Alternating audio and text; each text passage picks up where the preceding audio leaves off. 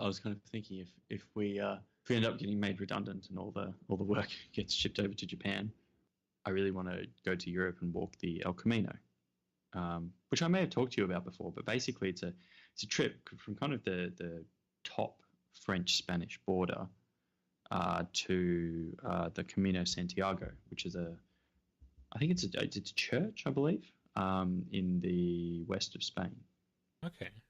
And it's actually a pilgrimage. So it's a pilgrimage that people used to make.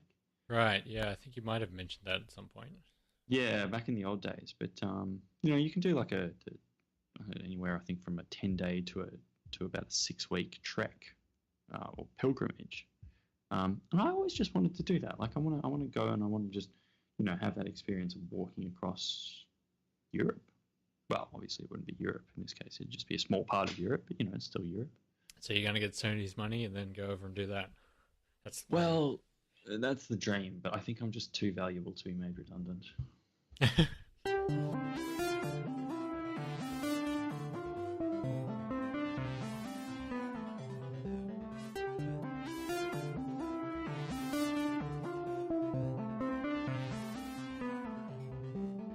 How's your week been? Have you done anything exciting this week? No. Went to the pool last night. The pool? Yes, again. So that's good 2 times this week. You're swimming? Yes. Oh, really? I'm really... I mean, I can swim, obviously. But I would say that the majority of my swimming... And I'm not a big swimmer, but the majority of my swimming would have been in the beach or in, non-pools. So dams and the reservoir and places like that. Ah, yes, the muddy res. The muddy res. Did you ever swim there? Once or twice. I remember my feet just being like really cold in the mud and it being good, but like this is no pool for sure. No, it's definitely not. But then the top of the water was really warm. Like the differential between the top and bottom water was like what I really remember for some reason. So this was the Golden Point Reservoir, which is about 15 minutes out from where David lived and where we used to go to school as well. And probably one of the funniest memories I have of the reservoir was somebody was saying how dirty the reservoir was and how all that happened was animals went there to have sex and poo in it.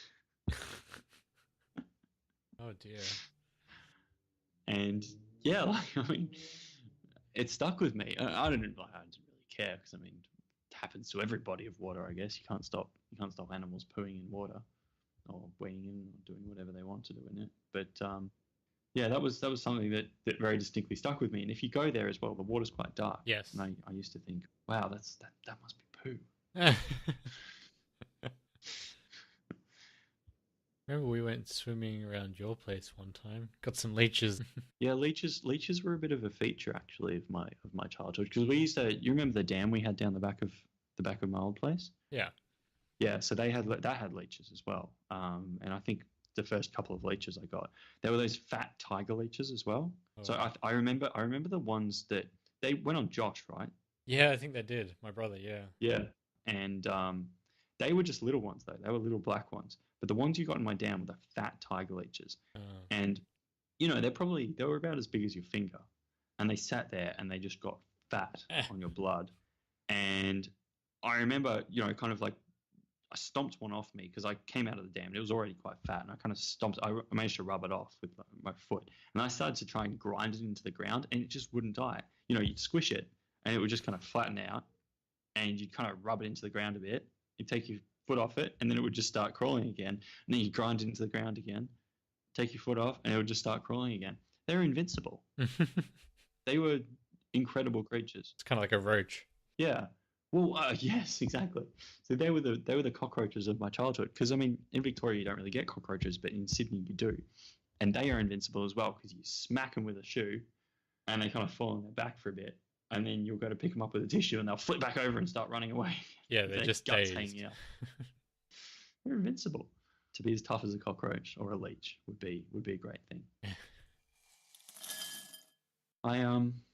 Something I've kind of been thinking about recently is the need for eating meat, because there are alternatives becoming available, one of which is lab grown meat, and obviously we don't actually need to eat meat. We have decent vegetarian alternatives such as lentils and chickpeas and nuts and everything to provide you with the protein that you get from meat. And then, you can just eat vegetables to get all the vitamins and minerals you need.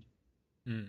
And I think, well, for me, certainly, not that I give it a huge amount of thought, and I love meat as well. I will just start by saying that. But it is great. I don't think I could live without it. Well, you see, the thing is, I think I could live without it. At the moment, I probably won't. But I mean, I think anybody could live without it. And once you actually once you made the move, you probably wouldn't notice the lack of it too much. But yeah, like it just seems incredibly unnecessary because I know a lot of farming practices are quite cruel. We mass farm these animals. They don't have happy lives, and often they're killed in quite terrible ways. And to me, it just seems unnecessary when we have an alternative. We could avoid all this kind of cruel treatment to these animals. But a lot of people think along those lines and say, well, I'll just stop eating meat and then that'll help the situation. When really what they should be doing is just making sure they're sourcing their meat so it comes from places that are doing it responsibly. Because otherwise you're just sort of throwing your vote away almost. The meat industry is not going to take any notice of you if you stop consuming their product. Well, that's sort of a good point. But if everyone did it, sure. But it's not going to be enough people. That it would make more of a difference if all those people ate meat but made sure they sourced it responsibly and then chose the slightly more expensive product. There would be a larger demand for that, and then the market would shift accordingly. No, you're right. But as well, like the responsibly sourced product is a lot less sustainable as well. And I think that's another thing, environmentally speaking. If you want to give these animals a nice life, you just need a lot more farmland. Because you can raise pigs in a barn. I think basically that's how they live their lives. And, you've got a giant barn.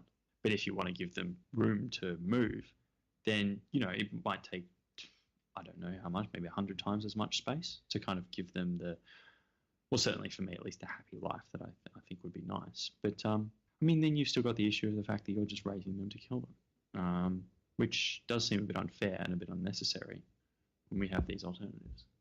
But at the same time, if you're not raising them to kill them, then you're not raising them at all, right? Is that better? Well, that's a very good question, actually, yeah. Because, you still give them a life, and if you give them a happy life when they're alive, it's something maybe, but... Or just we have no cows, sheep, or maybe we'd still have sheep. We wouldn't have pigs.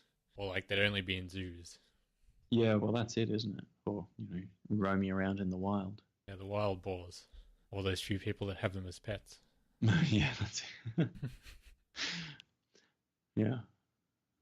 Breed them into pocket pigs. It's a thorny issue. But you're right, there is a lot of cruelty that should be cut out. There absolutely is. Like for me, especially when I do exercise as well, it took me ages to figure out that, you really need to eat around your exercise and you actually need to eat at certain times. Which, I don't know, for me, I wasn't doing for years because I didn't really understand that side of things. Yeah. No, I remember playing tennis on those hot days and you always had to refuel, otherwise you felt a bit woozy afterwards. Yeah, well, exactly. And also as well, you should eat carbohydrates before you do any serious training. I feel personally. And certainly that's what helps me. Or else you're just not going to train well because your body doesn't have energy to burn. No, yeah. Do you know what I think? The best pre-training food is banana. Bananas. Well, I do love bananas. Well, if you ever need to go for a run or anything like that, have a banana maybe 15 minutes beforehand and you will perform better. In my experience, at least. Certainly I perform better. I was watching this show last night that's all about farming in World War II era in Britain. Mm-hmm. And one of the hosts found this old recipe for a bacon and banana dish. Bacon and banana. Yes, in this old cookbook. And what was the combination of bacon and banana? Because I can see it working actually. Because you can have sweetened bacon. It's quite nice. Yeah, I think it was a more sweet dish. Sort of just fried up in a pan, side by side with the juices. Oh, nice. So just fried banana, fried bacon. I reckon fried in a bit of butter. Okay, I'm getting an idea for a dish here. So you'd need some kind of... Well, you could do it on pancakes. That would be nice. Bacon banana pancake. So you do a pancake, put it off to the side, fry the bacon, fry the banana, chuck the bacon and banana on top of the pancake, and drizzle it with a bit of maple syrup. Is this Alex's theoretical cooking corner? Yeah, it is, yes. If anyone tries that, though, I'm sure it'll probably be quite disgusting, but, you know. It might work. Well, you know. They have banana fritters. Oh, well, exactly, yeah, and they have bacon on pancakes as well. They do. Wait, I'm going to take back the maple syrup. I want something a bit more creative to put on top of it. What goes really well with banana? Chocolate syrup. But chocolate and bacon? Oh, yeah. Oh, yeah. I don't know about that. That is going to go down a treat. I'm going to make that one day, and then I'll post it on the Instagram. Instagram, Twitter, whatever. Yeah, and then we can have a link to it in the show notes. In fact, maybe I'll try and make it this week. Okay, it's a challenge for our listeners and yourself and myself, mainly myself. Not sure which of our listeners would make it. Hashtag bacon banana pancake with chocolate syrup. With chocolate syrup. That's a long hashtag. I'm a bit of a ham person. I love a good cut of leg ham, right? Oh yeah, I love that around Christmas time. It's delicious, but I can go any time of the year. And I had some soup that had been made up the other day, and it was just kind of leftover soup. And I thought I could really add some ham to this and just have a nice meal out of it.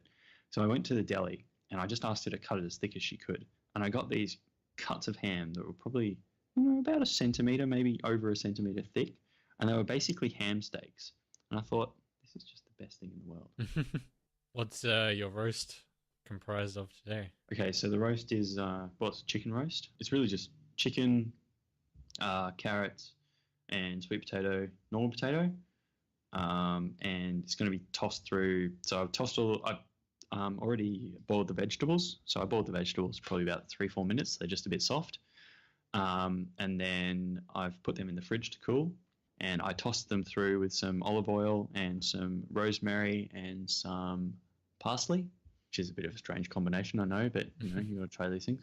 And the chicken, I put salt and pepper on top of, and also this pre-mixed Portuguese spice that I found in the supermarket. Ooh, sounds nice. Well, hopefully it will be. You see, the only chicken I could get is just a whole chicken, and I'm not sure if you're supposed to stuff them or not. And I didn't stuff it, so I don't know what's going to happen. But surely that's optional, isn't it? I might put a mandarin inside it. Oh yeah, because I think the stuffing. I think the stuffing gives it moisture. So. All right, yeah. And a mandarin's all I have at home.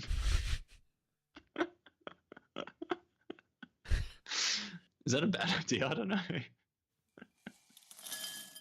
That's a sign of quality bread. Yeah, like if it holds its heat, it's good bread, in my mind at least.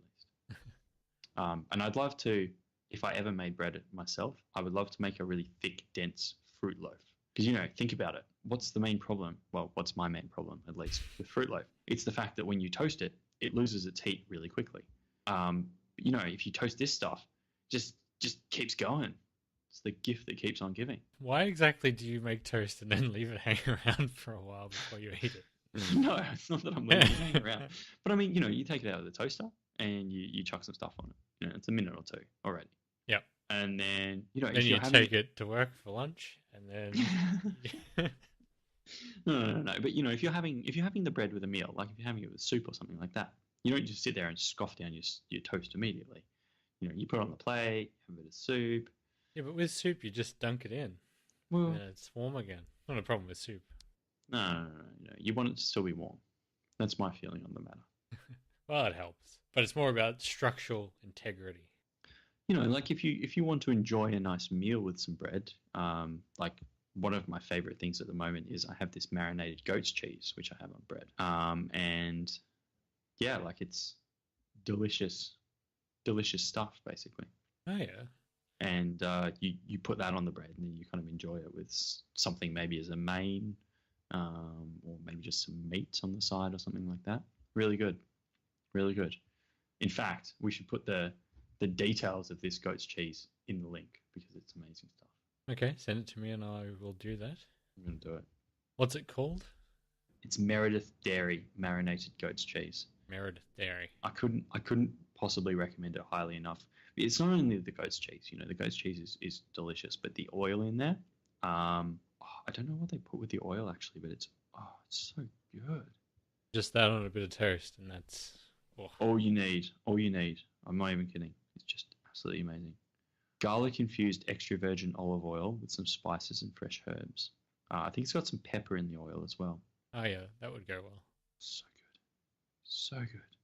I think a really kind of underappreciated thing in Australia, apart from good bread, is, well, I suppose an extension of that, how to enjoy bread. Because, in Europe, they drizzle olive oil and stuff over bread, or, olive oil and a bit of vinegar over bread. Especially in Greece and surrounding areas. Well, exactly, yeah. And they have really nice bread there. And they just, they just make eating the bread really enjoyable. But here we just use it for sandwiches and toast. And, you might get a bit of really white bread and put some hundreds of thousands on it and make fairy bread, which is, by the way, the most disgusting Australian thing in the world. Vegemite. And Vegemite, which is probably the second most disgusting Australian thing in the world. You're more of a Nutella man, aren't you? Or you were at one point. Look, can I tell you, David, I saw some Nutella in the supermarket today and I made myself not buy it because, my God, it's just carnage when it reaches my house. It just disappears. Open the jar, I just think, I might just have a little bit. Spread it small, scrape it ever so finely on a bit of toast and just think, right, this is going to be, just a little snack. After that first bite, just black out, wake up in the morning covered in Nutella and spoons and Nutella jars everywhere. Just disgraceful. Well, you haven't lost your taste for it then. No. If anything, you've refined it. Well, I wouldn't say refined. Maybe just learn to enjoy it in even greater amounts of excess. And I will admit, I do have a sweet tooth, which I really just have to work on controlling myself. I'm sure you're not that bad. You seem to eat pretty healthy most of the time. I'm not that bad because I make myself not be that bad. But if my diet slips, then I'll just start to eat chocolate. I think chocolate is probably my main vice. I'm fortunate that I don't really care for chocolate all that much. Not really unfortunate at all. It's quite fortunate. Yeah, it's lucky that you don't have that thing. Because seriously, if I buy a bar of chocolate, I'll just probably go through most of it in a night, and then I'll go through the rest in another night. If I'm like not a small really chocolate bar or like a whole block of chocolate? Regardless of what size chocolate bar it is, I'll probably have the same result. So, I could buy one of those 1 kilogram bars of chocolate and it would be exactly the same as me buying a, 50 ml bar of chocolate. So then is the best answer for you not to buy anything, or do you sometimes just get the teeniest, tiniest thing that you can find? Or is that worse? Probably. No, that's fine. Look, usually I just try not to eat it. I'll just go a while just not eating chocolate at all.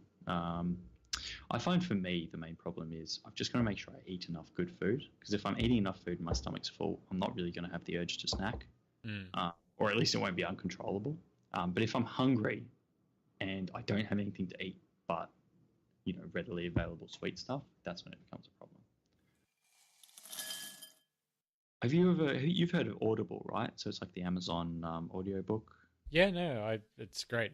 I don't listen to too many things on there, but I certainly do use it from time to time. Do you subscribe to it? I am currently. The thing is that I think I did it for 1 month because I wanted one particular book. Mm-hmm. And then I went to quit, and then it said, you can get 3 months for half price. Oh, really? So I'm like, okay, I'll do that. And then I used one of those tokens, and then I went, I might just quit that now after that time ended. But then if you quit and you still have tokens, they go away. So then I didn't cancel it. So yes, I'm still subscribed right now. And I have like 4 tokens I haven't used. So I'm a bit confused, with it. So there's pricing on the audiobooks, right? Yeah, you can either buy it straight up, or you can use the token thing, whatever they call it, when you subscribe. Do you have to be subscribed to purchase a book? No, you just have to be signed in with an account. Okay, well that's very interesting, because it's like $15 a month and you get a free book each month. Yes. With the subscription. All the books, to me, seem to be anywhere in the region of, 20 to $30 or something, usually. Oh, okay, right. Because the one I was looking at was on sale and it was about $4. Yeah, which isn't a good deal. Some are cheaper, but most of them are more expensive than the 15. At least most of the good ones. Oh, okay, right. So you just got to pick the right book. Okay. I don't know. You just have to look, I guess, at the ones that you might be interested in, and then judge based on that. Yeah. Okay. It's very interesting, actually. Just try and get the maximum value out of your Audible subscription. And of course, once you've purchased it, it's on your account forever. So that is a good thing too. Well, do you know what? So I actually bought a book today. So sorry, I signed up today and I got my first free book, and I realized that I was already listened to the book. So I thought, okay, well, I'm not gonna. Sorry, I'd already read the book. Actually, I'd already read it. I thought, right, well, I'm not gonna deal with this, and I'll just go to the returns thing. And it was actually quite easy. I just went onto their website and said return, but it's still sitting in my library, and I accidentally played a bit of it, and I can still play it. So I don't know if it's actually been returned, or if I can still fully listen to it.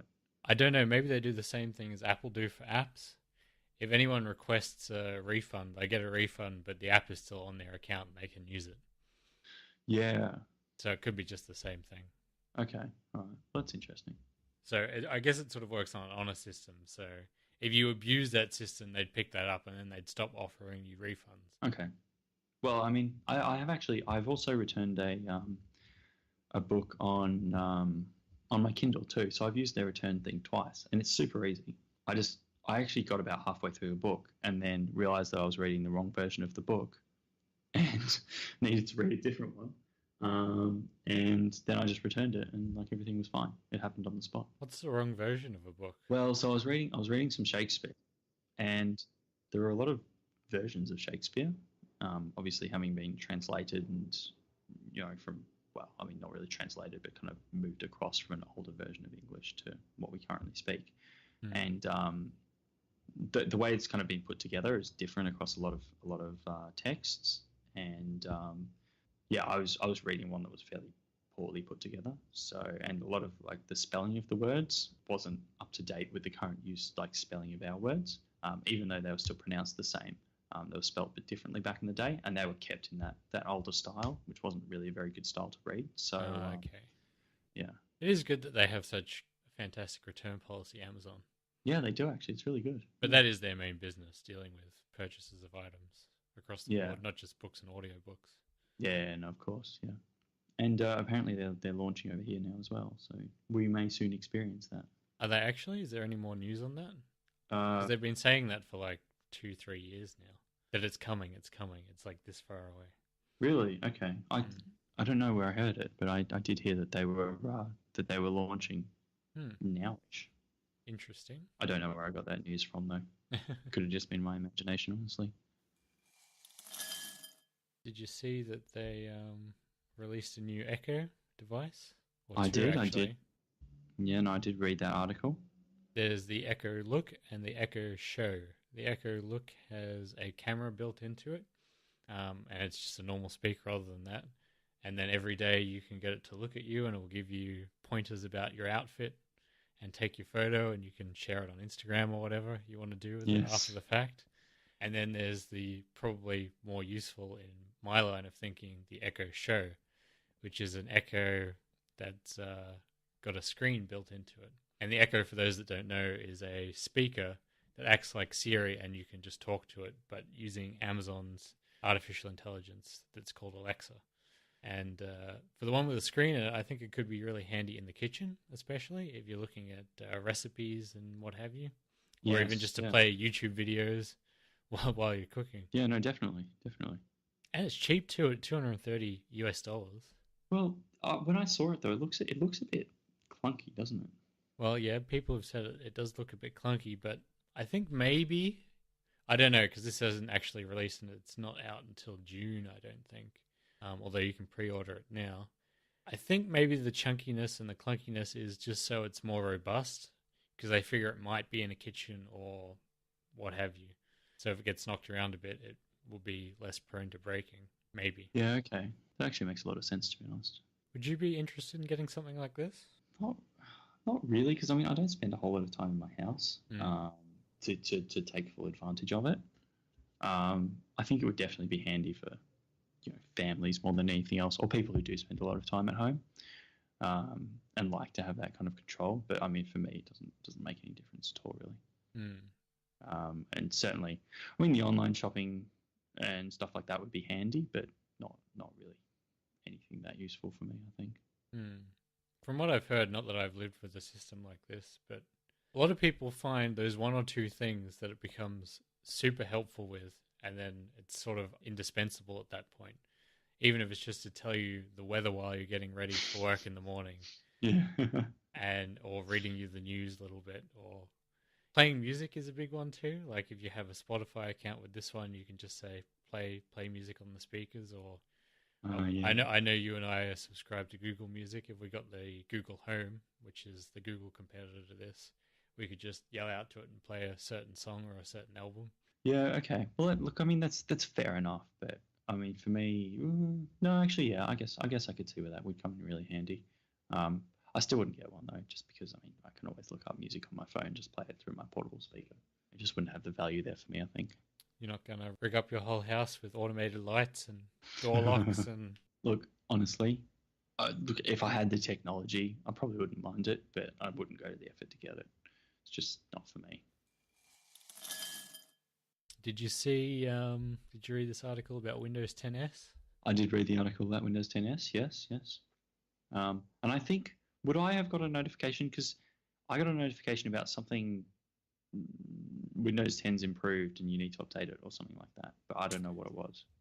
I dare say that was concerning the creators update for Windows 10, the normal version, which came online about a month ago, but has been rolling out slowly to people. So with that update, there was a lot of small improvements, especially around the Edge browser, and there's now like a picture-in-picture mode, so in certain apps, if you're playing a video, you can like pop that out to its own little screen and move it around and have it like a little window in the corner. Right, okay. And I think a lot of... there's also a free 3D drawing app, so you can do three-dimensional artwork. If you had like a VR headset, you could then experience that. Okay. But yeah, a lot of stuff that they framed for creators. So right. I think there's also a lot of stuff around the pen that got a little bit better. So that little app that pops out and you can draw and then take screenshots, sort of improvements there as well. There was a lot of little things, but not a lot of huge things. This Windows 10s is a completely different product. Right, okay. So for people that haven't heard, a week ago, Microsoft introduced a new product they're going to be releasing called Windows 10s, which is mainly aimed at the education sector. And what it is a version of Windows 10 that's locked down, really. You can't install... Well, you can install other browsers, but it's limited. You have to use the Bing search engine. And you can't install traditional Windows applications, only the ones that are on the Windows 10 store. And they're billing that as a good thing because it's more secure that way, which is true, but it also means your Adobe apps, the app that I recommended you to draw with, and so many other ones, the traditional software can't be used on a system running Windows 10s. For the moment, they've made it so you can easily switch to the Windows 10 Pro system if you pay them a $50 upgrade fee, but it may end up in the future that you won't be able to switch at all. No, really. The reason why they're doing this, I think, is they want a way to make Windows as cheap as possible on super cheap devices so they can compete with Chromebooks in the education market, but they still want to, as much as possible, be able to charge a good money for regular Windows. So I think they're going to license this Windows for free to manufacturers that make super cheap laptops. We're talking like the $200, $300 range. And then for anyone that's making more premium laptops, they're going to ship with systems that are running the Pro version of Windows.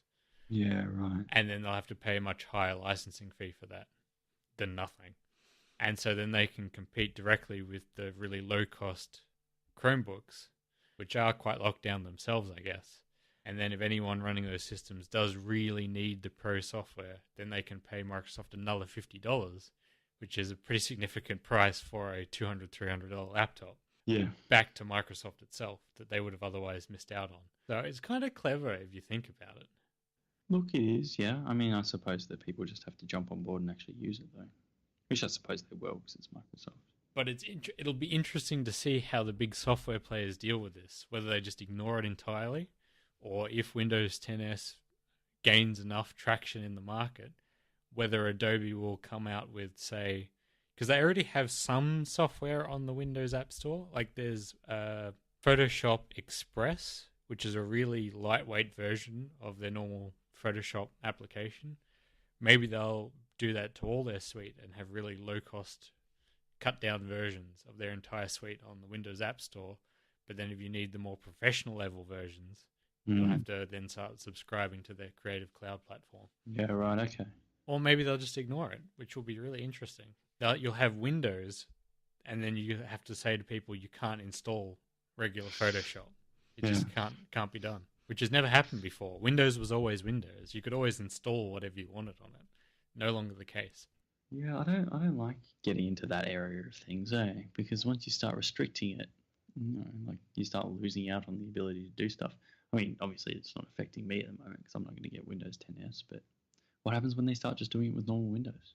Well, they might. I'd say that's a ways off, but they might end up that way down the track. Because it's interesting, like Android, you can sideload apps, but it's a bit of a process. And so most of the time you would get your apps straight through their app store. And then on iOS, you have to use the app store. And Mac, obviously, is the same as Windows. You can just install anything from everywhere. But I think that's mainly for legacy reasons. And then Chrome OS, I think you can really only get stuff through their store as well. So the whole industry is sort of shifting in that direction, which, again, from a security standpoint is really good. But then if the vendor really controls that, they can lock people out, they can charge more money from it. There's a lot less freedom for customers. Which is not a good thing at all. No. There's a lot of give and take here. Yeah, there is, isn't there? Funny about that. I guess we'll have to see what consumers think of it too. Because that laptop that we saw at the Microsoft store in Sydney, they only announced that also at the same time they announced this 10S version, and it's running 10S, even though it's a, well, in our money, $1,500 laptop, and not a really cheap one. Yeah, okay, that's interesting. Yeah. So it does suggest that they might be moving in that direction. Potentially. Although I guess some of the reason too is that they're really heavily marketing that laptop at students. And the same with this 10S variant. Okay, well, that's a good point, I guess. I guess they figure students don't really need to install the highest level professional applications. Yeah. It's a bit odd logic, but I suppose maybe. Just the cut down versions, and then they can get trained up with that. And then they can go on when they're actually in the workforce to get the better stuff. Yeah, okay. I understand that. Well, I'm not really sure I would say it's true, but yeah. Like I said, I can understand it from Microsoft's point of view, but then it'll be really interesting to see what the software providers do. Because for a lot of the big names, Adobe, and then there's sort of there's a lot of engineering software, they'll offer it to people for free while they're a student or at a much, much cheaper price. Because they figure if students learn one thing, then when they go onto the workforce, they're more inclined to pick their version over whatever the competitor is doing. Yes. Because they already know how to work with it. And obviously a lot of these things are not going to be in the Windows App Store. Well, they're not in there now. So it'll be interesting to see what they do, if anything. Yeah. Makes a lot of sense, actually. Thanks for listening this week. Thanks for joining me again, Alex. Not a problem. Always a pleasure. Once again, if you could take the time to rate us on iTunes, that would be fantastic. You can also follow us on Twitter at Tangential Soup, and we'll see you again next week. Absolutely. Look forward to it.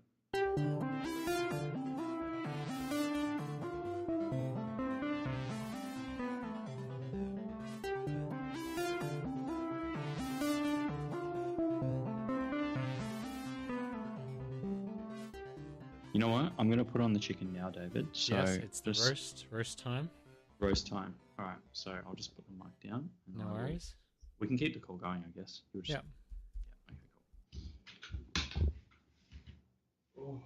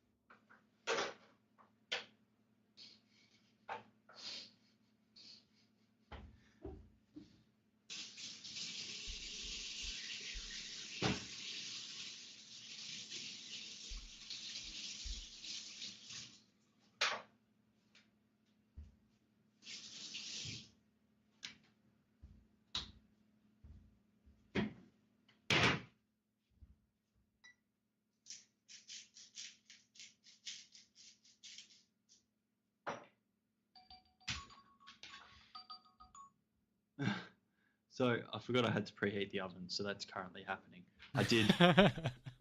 I did actually stuff a mandarin in the chicken. Is that what you were laughing at? Yeah, that was what I was laughing at. So yeah, in a couple of minutes, I suppose the oven will be preheated. I don't actually really know how to use this oven, I've got to admit, but I'm just going with the flow.